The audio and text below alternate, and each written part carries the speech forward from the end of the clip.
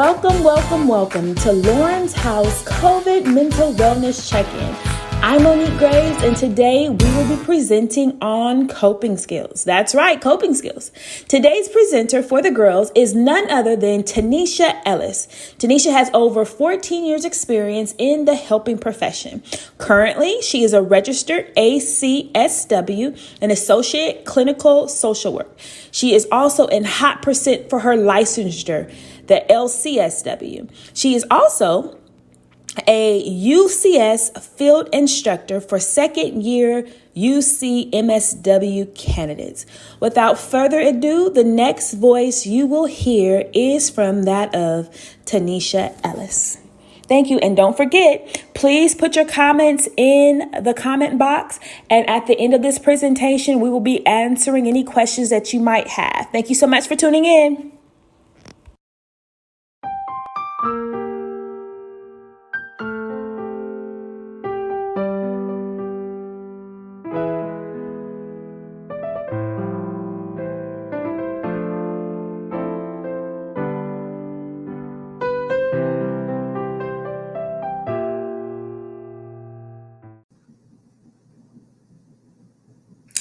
Good afternoon to each of you, and I have to first say thank you to Miss Monique, who is a visionary servant leader, for her dedication to community and bringing us together after several months of being in shelter in place to put on this COVID mental health awareness check-in. And so again, thank you, Miss Monique, for your heart of servant leadership.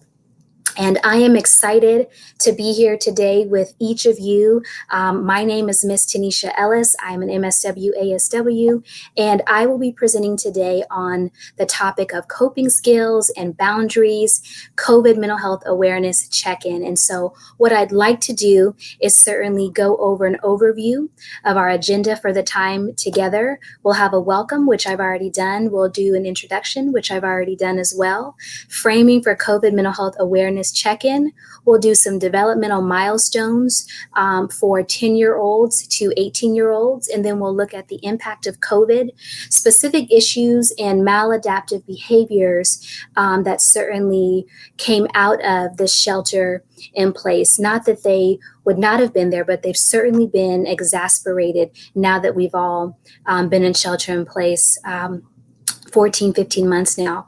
We'll also look at the definition of coping skills, because I think it's great that we have a common language around what a coping skill is. And then we'll look at a menu of coping skills and boundaries that I think would be helpful for any young person between the ages of 10 years and 18 years old. The other piece we'll do is a question and answer period, so that we're able to have some dialogue. Though I know I can't see you, you can see me. And again, welcome. I'm so glad you've joined us today. And so I do want to begin with the developmental milestones for ages 10 years to 12 years old. And specifically, I would like to look at the physical developmental milestones that 10 to 12-year-olds typically have. But if we put it in the context of being in shelter in place, parents, guardians, support systems, you may have seen some shifts in your young people. So one of the things we see with young people in this 10 years to 12-year demographic is they're preteens, right? And so they're experiencing increased strength and coordination. They're also encountering developing bodies similar to adults and may experience puberty. They're also going through voice changes, perhaps. The other piece I'd like to lift up for this age group is the emotional and social developmental milestones that they are coming to naturally. And in this age range, that's a sense of accomplishment due to greater self-control. There's a defined self-concept in part by their success in school. There's also the increased ability to have an interest with their peers, and they have a strong group identity with whomever their peers are. They still obviously continue to depend on their guardians, parents, support systems to be their foundation. The other thing I'd like to lift up for this age group is the intellectual and cognitive developmental milestones. And these are all high level, certainly not an exhaustive list, but certain things that we know for sure 10 to 12-year-olds will experience. That is, again, they're preteens, so they're beginning to have abstract thinking, their ability to learn and apply skills, their ability to answer the what, where, when, but do kind of have some concern around answering the question of why, kind of around that still developing of abstract thinking. Now I want to pivot to our developmental milestones for 13-year-olds to 15-year-olds. There is some alignment and some similarities with their development, but some things I want to lift out that may be a bit different when we think about them. They definitely are starting to move toward looking and appearing and adjusting to their physical anatomy as adults. They're continuing to experience puberty, but certainly having some hormonal changes. Some hormonal changes that will impact their functioning biologically. Emotionally and socially, this is the time when peer pressure definitely becomes more prevalent. Youth certainly begin to want to individuate, meaning they want autonomy from their guardian, their parents, and or other adults so that they can really lean into their independence and their autonomy. They also become really focused and they're able to develop some of the goals that they would like to see themselves doing in the future. Their personality starts to be more solidified in this age range as well. There's also a concern that I lift up around this age where there may be more of a body image, internal self-talk that begins to really appear within this age group. What I'd add in terms of the intellectual and cognitive developmental milestones for 13 to 15-year-olds is they definitely have the ability at this point to express feelings as well as complex thoughts. They really do, by this point, have a sense of right and wrong, and they understand a deeper capacity to give empathy. And so I'd also like to lift up developmental milestones for our final age group, which is 16 years to 18 years. And when we see them here physically, we're seeing these youth are experiencing rapid growth. Young ladies experience reduction in their growth as in height, but the males definitely experience growth spurts and they have larger appetites typically. They're also, learning how to drive and managing that stress and anxiety around being able to drive and learn the ins and outs of the road. They're also developing their visual and spatial coordination. And one point here, which I'm sure that parents know, guardians, family support systems know, is they certainly need ample sleep within this age range. The other thing that I would like to lift up is the emotional and social developmental milestones for this age group. And that being that, again, they understand consequences of their actions. They begin to set future goals and they're developing a finer sense of self. Or refined sense of self. And then they're also relating to their family better. And they're starting to appreciate their family system and their guardians and their supports in their lives. And they're also wanting to have extended time with their friends. The final component I'd like to lift up is the intellectual and the cognitive developmental milestones for 16 to 18-year-olds. And so once more, they really do have this embraced autonomy and independence for the direction that they want to go in.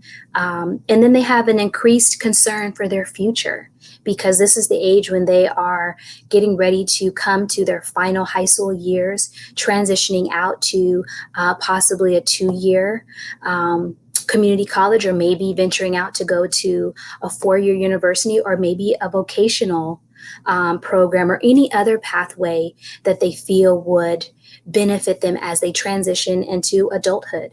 The other thing is they really do begin to have the ability to compromise more often than not. Not always easy to do, but they're able to do so by that 18th year of age when they are legally aged as an adult. And so that's an exciting thing for 18-year-olds. And I preference all of this because, once more, we have been in shelter in place for over 14 months now. And so all of this natural development of our young people has been taking place, but it's been constrained within the CDC guidelines, within being at home. And so it's important that we look now at some of the issues and concerns that would come up naturally for these age groups, but also that really now have been exacerbated. And so we see some maladaptive behaviors that our young people between the ages of 10 and 18 may be experiencing. And I want to say, before I go into this list, that I want to normalize that this is something that is not without being understood to be something that would happen. We are in a pandemic, right? So everyone was impacted in ways that we couldn't foresee. This was not a normal lived experience. And so I certainly want to empathize and have compassion for the fact that this was a difficult time for all of us to go through. And so as we look at these presenting issues or maladaptive behaviors that our young people have experienced, I thought it was important to, again, give the developmental milestones and also then come to this here. And so what we see with our young people in the last 14 months is there's an increased restricted socialization that our peers are dealing with. And we realize that socialization is a key component for our young people.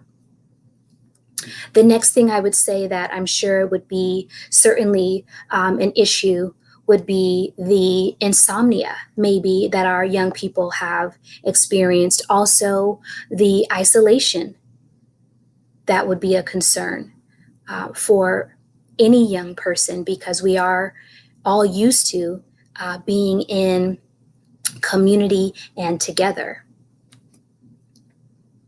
The next presenting concern or issue I'd like to lift up is really one around device fatigue and excessive use of our devices. So in this time, everyone has been shifted in such a way that we are utilizing our laptops, our cell phones, our iPods, iPads, and any other kind of technological device in large amounts of screen time. And so while I'm sure at the beginning, most young people between the ages of 10 and 18 loved it because they could not get enough of being on their cell phone, being on their iPad, being on their laptop, having all of this free time. But if we're honest, after several months, I'm sure that young people had begun to experience some fatigue with these devices. And when we think about the devices, young people were having to acclimate to distant learning, which was a whole new way of learning, not only for our young people, but also for our family systems and our communities at large. Another concern I want to lift up are the anxiety symptoms that we may have seen with our young people, which would be some of the excessive fidgeting, maybe some of the excessive worrying around thoughts and wanting to go back to school, but not being able to, and wondering when the pandemic is going to lift. So all of those kind of questions and others, I'm sure, have been lifted up. The other thing I want to add here is anger or questioning was certainly a reoccurring theme in many households. Also, interrupted celebrations. I mentioned 10 years to 18 years because more than likely our young people had a birthday during this pandemic, and it was a birthday like none other, where they had to celebrate virtually. They had to celebrate within the social distance guidelines, or maybe they didn't get a celebration at all, right? Because of socioeconomic issues that may have impacted the family and such that resources that normally would be able to be available to celebrate weren't there these past months. Also, young people, it's coming up around graduation season. But even last year, if we think back to COVID, May, June 2020, graduations possibly were virtual, drive through, right? So interrupted celebrations have certainly been a concern for our young people and have negatively impacted, their sense of joy, their sense of being able to come together and celebrate those celebratory milestones. Also, there may have been deaths in the family. And so then our young people have been experiencing the stages of grief and loss, and many times may have still being in the denial stage, right? Maybe the bargaining stage, maybe because they weren't able to say goodbye to their loved one. So again, I'm preferencing all of this because there are layers that our young people have had to deal with mentally and process through this last 14 months of shelter in place. I would also add that there may have also been a decline in academic performance of our young people simply because, again, as I mentioned, distant learning was new territory for everyone. Teachers, admin, counselors, coaches, the entire school system staff, along with our scholars, our young people, and family systems were having to make the adjustments on the fly. The other issue that I would lift up is maybe the piece around emotional eating. With the stress, with the anxiety, with the worry, perhaps young people between this age group were self-soothing and using emotional eating as a way to move through what they were not able to communicate verbally. Also, suicidal ideation may have been something that a young person experienced during this time. And we want to always be mindful, be sensitive, and certainly self-aware how we are engaging with our young people, specifically around suicidal ideation, SI. Once more, this has been a difficult time for everyone. And I lay out all of those issues that we've all been impacted by during this shelter in place, because it's important that we lift them up. And this is by no means an exhaustive list. I could also add depressive symptoms to the list. Also, I mentioned the negative impact on family systems, their social, emotional well-being, and the socioeconomic status impact for young people and not having the basic needs on their daily functioning. I'm thinking of Maslow's hierarchy of needs. When we think of Maslow's hierarchy of needs on that basic tier, we're thinking about food, shelter, safety, trust, and love. And so while we were all trying to navigate this pandemic, I could imagine that young people were maybe feeling some sense of lack of safety, lack of control, and maybe a lack of being able to have outlets to process some of these maladaptive behaviors or issues that I've lifted up. And so what I'd like to do now is move on and ground us in a definition of terminology for what a coping skill is. And so as I offer this definition, want to make sure that we're just coming from the same understanding of language. And so a coping skill is essentially a tool or a lifestyle adjustment that we can integrate into our daily function to help us tolerate, minimize, and deal with stressful situations in life. And there are different types of coping skills. I'm glad you asked what those are. One type of coping skill would be relaxation. One would be support. One would be problem solving. Another would be humor. And the final coping skill category would be physical activity.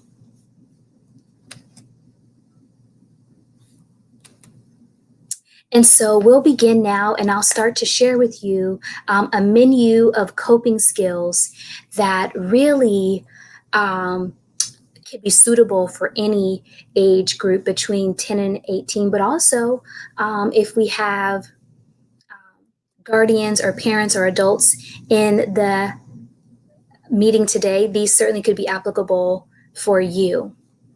So the first one that I would like to lift up as a coping skill is certainly one that I've already mentioned, but it is making sure that you have a support system.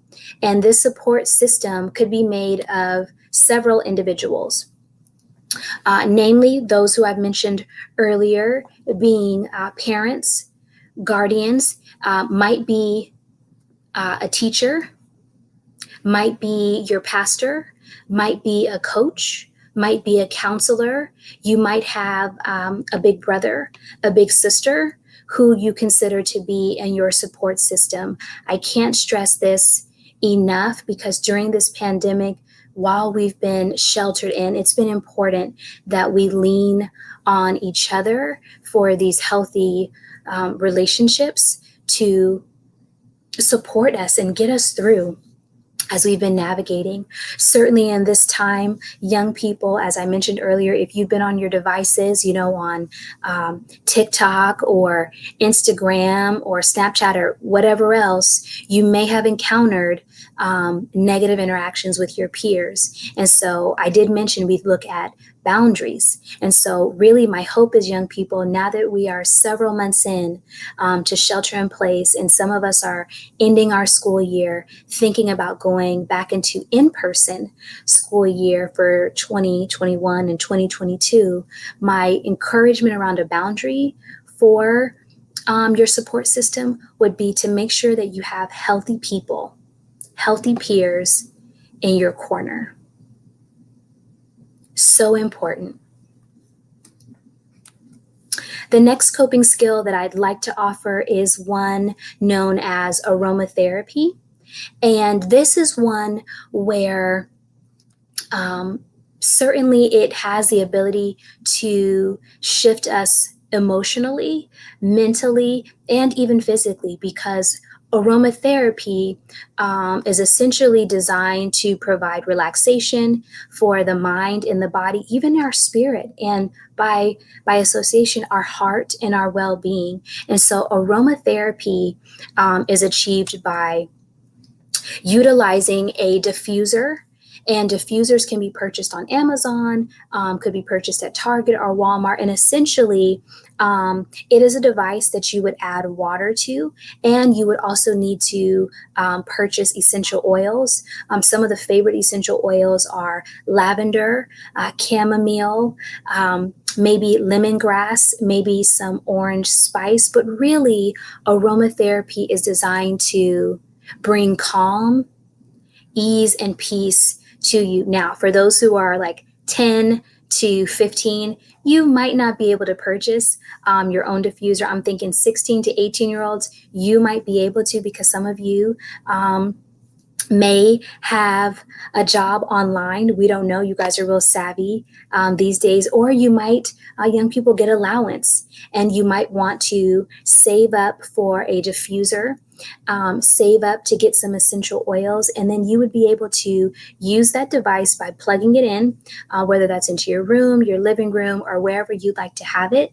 Some of the devices come with different levels of colors. So if you liked it to be red one day, you could change the diffuser to the red color. If you liked it one day to be purple, pink, green, yellow, whatever you like, you can change it to fit your mood. And really, again, it's designed to bring calm and ease to you, because we all need some of that as we're still adjusting to this new normal. But be sure to ask your parents about it. The only boundary I would lift up around this is to use it appropriately, right? Use it for what it's intended for. Put the components that are meant to be in the diffuser and nothing else. A third coping skill that I'd like to lift up that maybe some of you have actually already adjusted to is a structured academic schedule. Now, I know young people, all of you, 10 to 17, those of you who are 18, getting ready to graduate from high school and transition and go on to your collegiate and or post-secondary experience, probably do not want to hear about the structured academic schedule. However, it is great to keep you orderly, to keep you focused, to keep you on track, and certainly to make sure that you're maintaining all of your assignments. Therefore, your grades are in place. Therefore, at the end of the quarters, the semesters, your GPA is where you would like to have it. And so what I offer for you is to just entertain the thought of making sure that when you have a structured academic schedule, if you reflect back on the top of distant learning, starting back in March 2020 to now, May 2021, think about the times in which when you had a structured academic schedule. And if you haven't, this is what it would have looked like. You certainly would have had your school planner and or a notebook or a composition book where when you logged in on your Zoom classes, you could write down whatever your assignments were for that day, and or be diligent to check your Google Classrooms, which I know all of you are familiar with the Google Classrooms where all assignments were posted, right? So getting yourself in the habit of when you're getting up, logging into your classes, doing your attendance, checking into your Google Classrooms, making sure that all of your do nows or your assignments are done. And I pause here to say this, it would have been ideal. If you haven't done it, you still have time. There's still time in the school year to make the positive changes. I would encourage that you're sitting at a table of some sort. Maybe it's your living room table, maybe it's your kitchen table, maybe it's a desk in your room.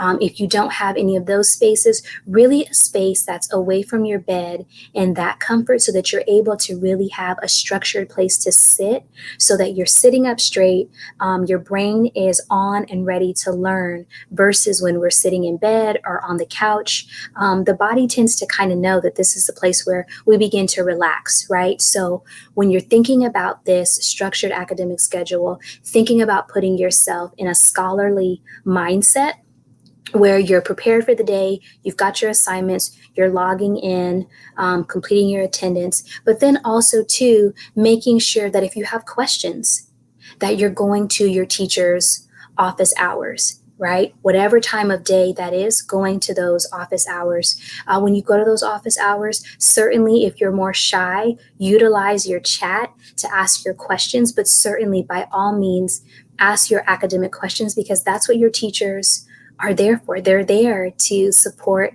and help you navigate the assignments that you need support with.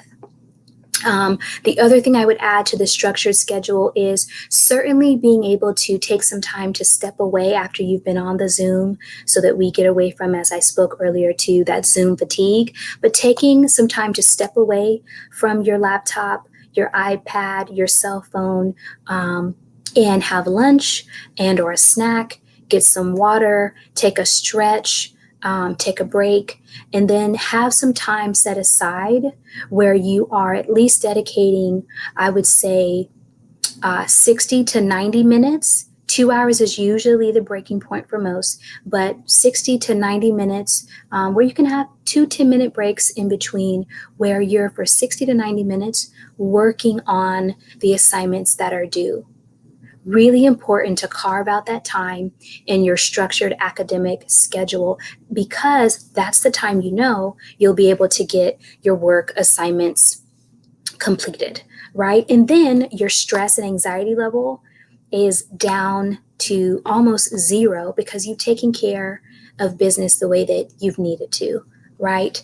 I would also say with this structured schedule, you certainly want to get up in the morning on time, want to make sure that you're doing that homework at a structured time, and then also ending your day, right, at a consistent time each day. And so all of this can be implemented as we do get ready to close this school year. I'm hoping that you certainly end strong with looking at what is your structured academic schedule. What does it look like? If it doesn't exist, you have time to definitely create one that's individual to you. Let me say that again. It's individual to you.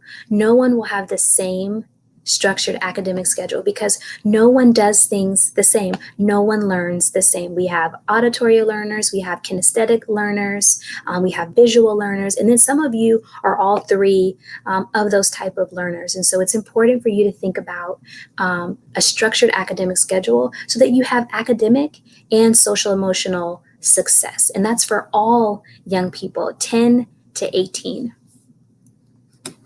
The next coping skill I would like to lift up is one that is related to something that I've mentioned earlier, but really it's this point around mindful device usage. And when we're thinking about mindful device usage, this is a particular area where I feel like it begins to balance out when we've experienced the device fatigue, which is like we're tired of being on devices, or when we have used our devices excessively.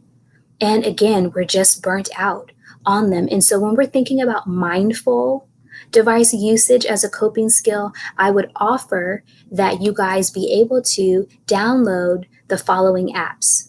One app is the Calm app, which I'm sure you all have heard of. If not, there is a free trial with the Calm app. I recommend that all of my young people download it and try it, that free trial, to see if you like it. There are certain components of the Calm app where they have meditation, they have storytelling, they also have something where you can pick what your focus will be. So if your focus is around issues with sleep or insomnia, like I mentioned earlier, you certainly can pick different programs that will allow to hone in on if you need support around sleeping and calming your thoughts to get to bed. That's certainly an app to consider. Another app to consider is the Smiling Mind app. So that's the Smiling Mind app. The other app I would recommend is My Life Meditation.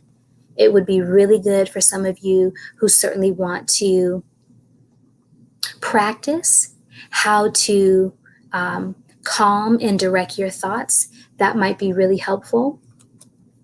And the final app that I want to share with you all to download as a mindful device usage app is Headspace. There is a free trial for it. And again, I'm hoping that you all might try some of these apps and find that they're helpful for you. The fifth coping skill I'd like to talk about is deep breathing. I'm sure many of you have heard of deep breathing. If you haven't, deep breathing is one that we all can do. Deep breathing is also very similar to all of the coping skills that I've mentioned previously, in that it's free. And we all can practice deep breathing.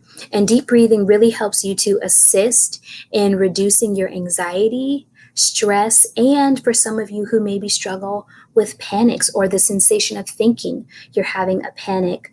Because what happens is with our deep breathing, we're able to lower the cortisol levels that travel through our body.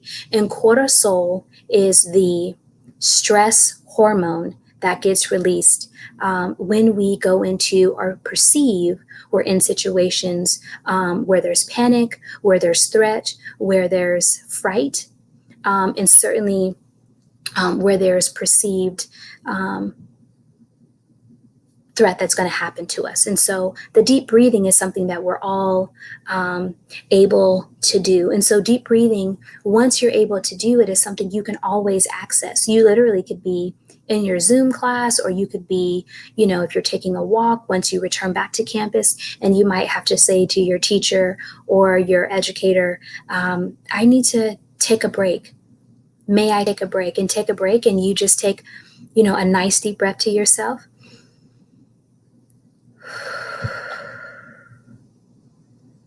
And as you take the deep breath, think about inhaling in, holding it for a count of 4, letting it go for a count of 4. And as you're inhaling and exhaling, thinking about letting go of that stress, letting go of that panic, letting go of that worry, letting go of that anxiety with each breath, so that you are able to refocus and know that whatever the perceived threat or fright was doesn't have to overwhelm you. Right? And so deep breathing is a wonderful way to ground ourselves. It's a wonderful way to step away from the situation, collect ourselves, refocus, and then hopefully go on with your day. Here is some fun coping skills that I know that most young people, even the older ones, really appreciate. And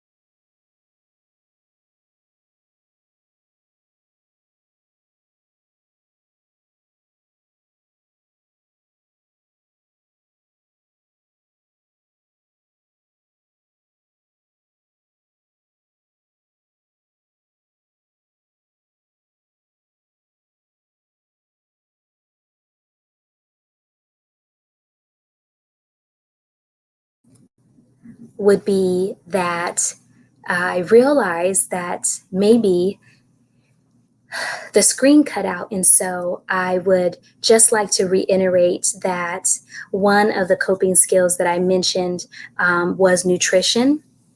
And that coping skill could have been difficult due to certain things in the grocery store not being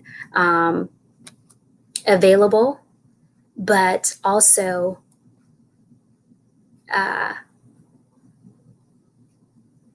sometimes, young people don't necessarily like to eat vegetables.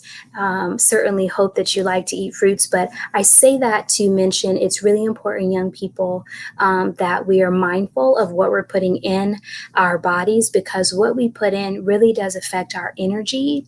It affects our stamina. It affects our focus. And so while hot Cheetos and Takis and Sour Patch Kids and all the other sugary snacks are great to you, they don't really equate to energy, right? So if you think about device fatigue, being on Zoom all day, then not wanting to do homework, but you've been snacking all day, that really does play a part in your ability to be productive, whether it be at school, online, or whether that be to do your chores or just to have basic focus. So thinking about nutrition is a great coping skill. I would add, you want to be hydrated. I know a lot of young people don't always like water, but one of the things I've had to do is maybe add certain elements to my water. So I might add lemon, right? I might add cucumber. I might add strawberries or any kind of fruit that you have, blueberries, raspberries, blackberries, oranges, anything to kind of make your water festive so that you'll want to drink it would be ideal. Because again, nutrition, we want to live well. And when we live well, we're more active and our day is certainly more productive. An additional coping skill I'd like to offer is the gratitude journal. I'm not sure again if the video cut off, so I just want to lift it up again. And the gratitude journal is great because it really can help all of us to balance the things that have not gone so well during this pandemic with the things that actually have gone well. And so it's important but it's always important to be able to take a moment and write down what you're thankful for, who you're thankful for, right? Even things about yourself that you're grateful for, because it's so easy, especially now that we've been in 14 months of shelter in place, closer to 15 months now, it's easy to point out the negative. So it's really intentional when we have a gratitude journal.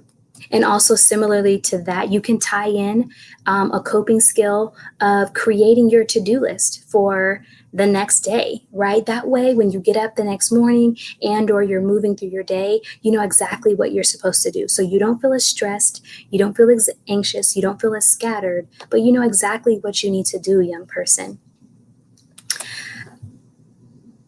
Another coping skill I'd like to lift up is laughter. I may have said this, you guys may have heard it, but I'm just saying it in because I'm not sure if the recording cut off, but we all know that laughter in itself is just great. We release so many positive endorphins throughout our body when we're laughing. And so laughter could be when you're with your friends appropriately using those devices, but also when you're with family members, maybe watching a movie, maybe you're watching your favorite YouTube or right, your favorite influencer, whomever, but any way to have a good laugh is always good for all of us. On the other side of a good laugh, I would say, a good cry could also be really good. I say that because, as I mentioned earlier, when we think about all the celebrations that have been interrupted for our young people, we want to give them room. Young people, you should have room to express the things that you've missed, to express the feelings around loss, of really being able to celebrate your birthday, to be able to celebrate a family member, to celebrate graduation. It's important that you have that outlet. And so if that means you need to cry, do that. And I would hope and encourage that your support systems would allow you to do that. Because again, between the ages of 10 and 18, it's really important that young people have a space where they're safe and comfortable to really explore through the different emotions that life brings up for them, right? Whether that is the sadness, whether that is anguish, right? Whether that is frustration, right? Whether that's irritation, whatever the feelings have been, allowing young people to really freely process through that makes them a better young person, because they know that they're able to be expressive in a way that is supported, in a way that they are built up for being able to express and not necessarily shut down for when they do express. So it's really important that we're allowing our young people that good cry if they need that. Another coping skill that I certainly would recommend would be prayer. Cannot say that enough. If that is something that aligns with you and your family system, prayer is certainly key. It's certainly healing for the mind, for the heart, for the spirit, for the soul. And as I was thinking about it in terms of prayer and maybe some scriptural coping skills, I would give you, young people, if you're taking notes, Philippians 4:6. And what God tells us there is to be anxious for nothing. And so I know that some of the concern and issues and maladaptive behaviors that have come up have been around anxiety, or what we perceive to be anxiety. But Philippians 4:6 tells us to be anxious for nothing, but to take all of our petitions and our prayers and our concerns to God, right? Letting him know what those are, because guess what, young people? God can handle anything you say to him. Literally anything, because remember, he created you. So he knows already what you're going to say, and it's up to you to trust him and share with him what it is that's going on for you. I think the other scripture I would give you all in terms of a coping skill, because I know we've talked about physical coping skills, we've talked about social emotional coping skills, we've talked about sensory coping skills, and so I'm pivoting to give us some spiritual, scriptural coping skills. And so the next one I would give would be 1 Peter 5:7. And here God directs us to cast all of our cares upon him, for he cares for us. So again, telling him whatever has been on your heart, and you could use your gratitude journal, your notebook or your composition book, to write down what those cares have been in the last 14, 15 months. And trust and believe he already knows. And sometimes it's really good for us to talk to him, even though we already know he knows. I wanted to shift back to Philippians 4:9 really quickly. And when we look at Philippians 4:9, God reminds us what we should be thinking about. It, I'm sure, was very hard. It was even hard for me at times in the pandemic. But in Philippians 4:9, God reminds us to think about things that are noble, to think about things that are true, to think about things that are lovely. So essentially, he's encouraging us to shift the way that we think. And it's hard to do, young people, but I'm sure you know when you have done it in different ways in the past, when you shift to more positive thinking and even positive self-talk, which is also a coping skill, we tend to feel better.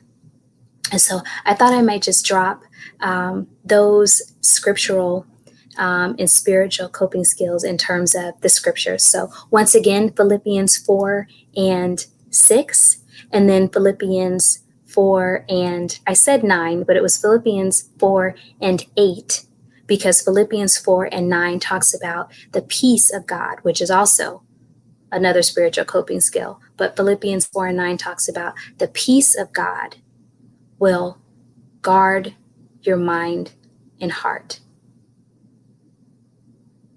So that's great right there. Sometimes easier said than done, but certainly his peace that surpasses all understanding will guard your mind and your heart. And we certainly need that in these times.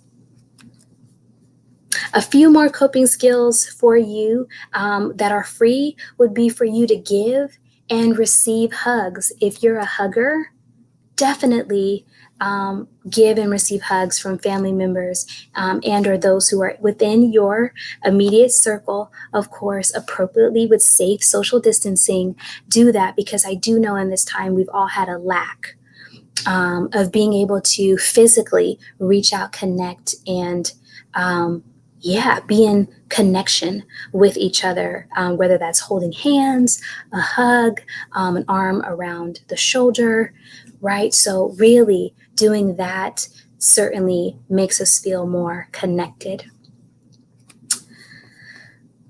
And I would also add some more coping skills would be affirmations. Young people, you may have heard of affirmations before, but they really are another form of positive self-talk in which you are really affirming who you are and where you're going in life and where you want to be. For example, the affirmation of "I am enough" is something that you could say to yourself each day. The affirmation of "I can do this. I will learn from this.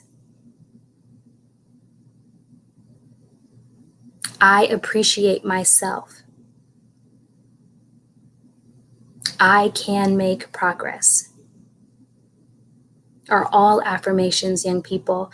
I can make improvements. I will make improvements are all affirmations you can say to yourself.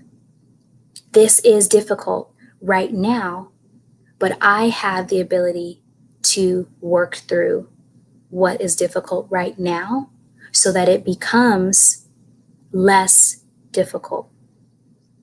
So again, kind of around that shifting of the way that we think about certain situations. And I want to pause and commend you, young people, all of you who are listening, because it has been difficult and you guys have been so resilient. Your growth mindset and your grit through this entire distant learning has been phenomenal. And so please pat yourselves on the back, give yourselves a round of applause. Certainly, parents, guardians, family systems, love on your young people, because it's no easy feat to go from in-person learning, which is what we were all accustomed to transitioning to distant learning. So affirming them for a job well done with their distant learning. So affirmations I really love because they intentionally build up your self-talk, which is positive, and they really start to speak to encouragement of yourself. We all need to encourage ourselves.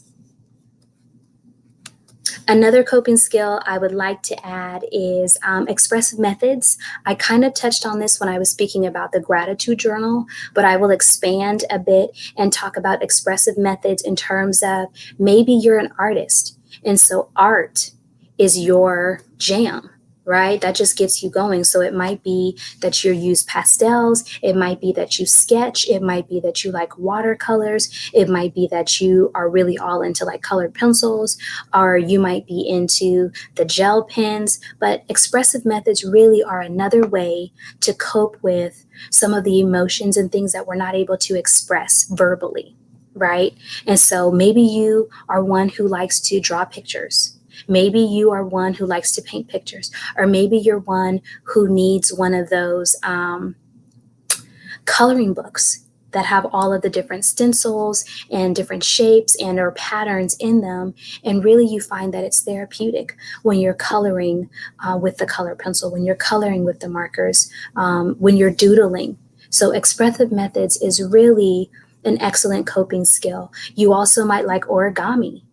Right? I'm working with young people now who absolutely just love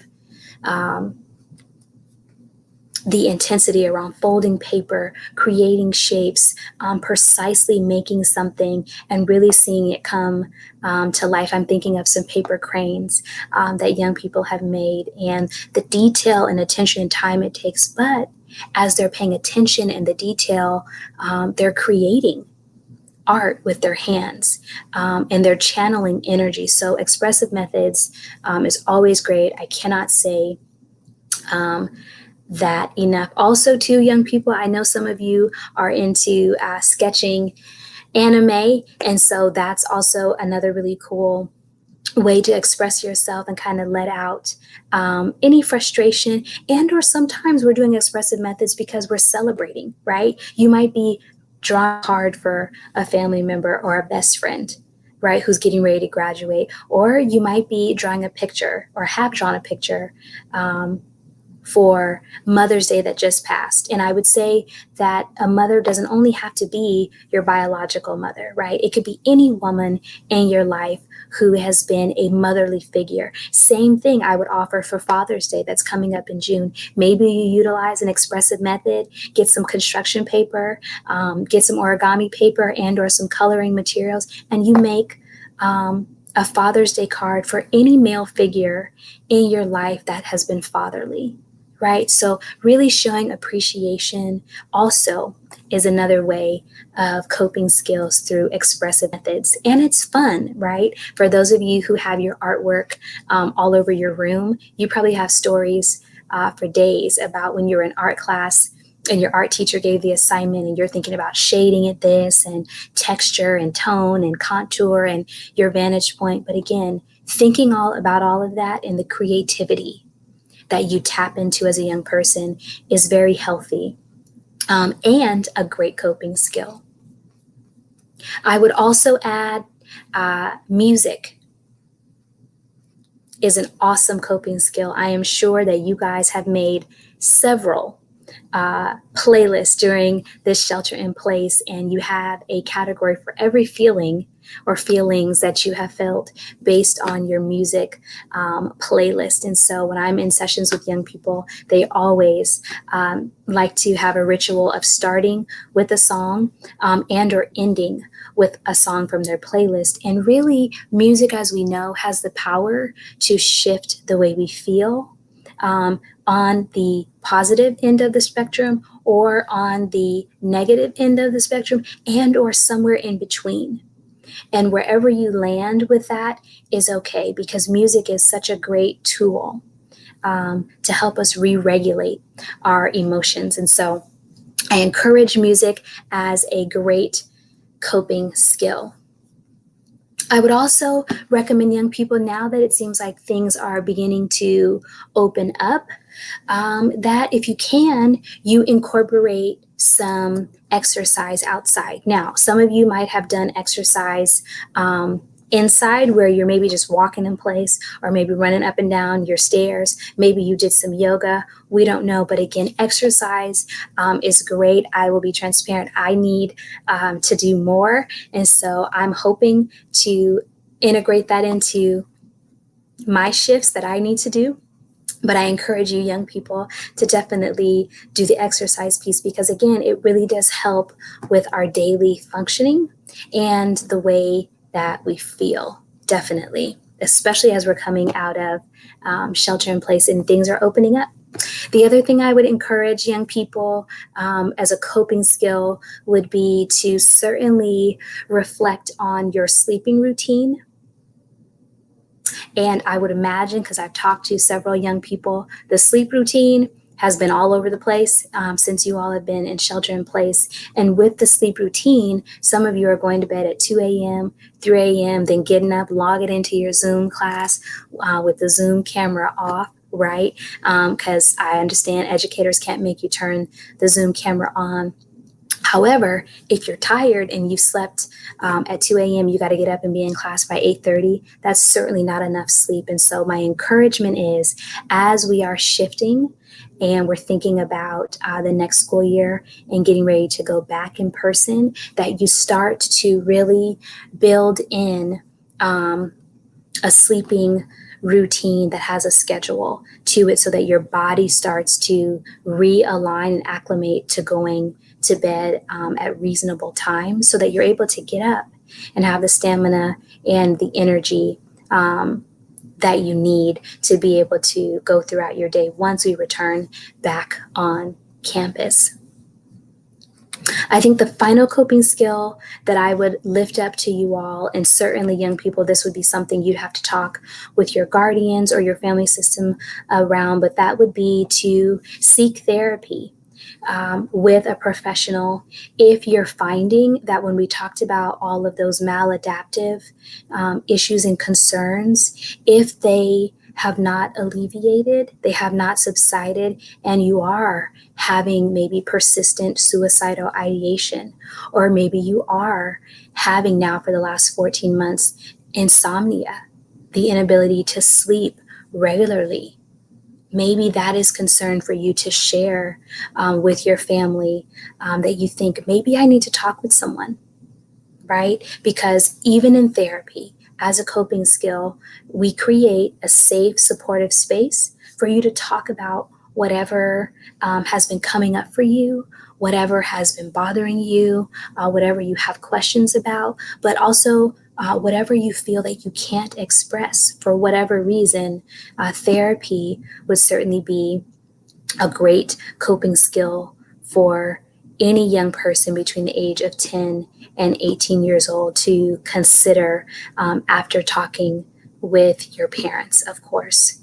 And as we come to a close of my presentation, there were some questions in the chat, and hopefully we'll be able to post up some answers to those. I certainly hope that this time of looking at coping skills and some boundaries was helpful to you all as we talked today during the COVID mental health awareness check-in. I hope that you all continue to be safe, be well, be healthy, and God bless each of you. Thank you for your time and attention.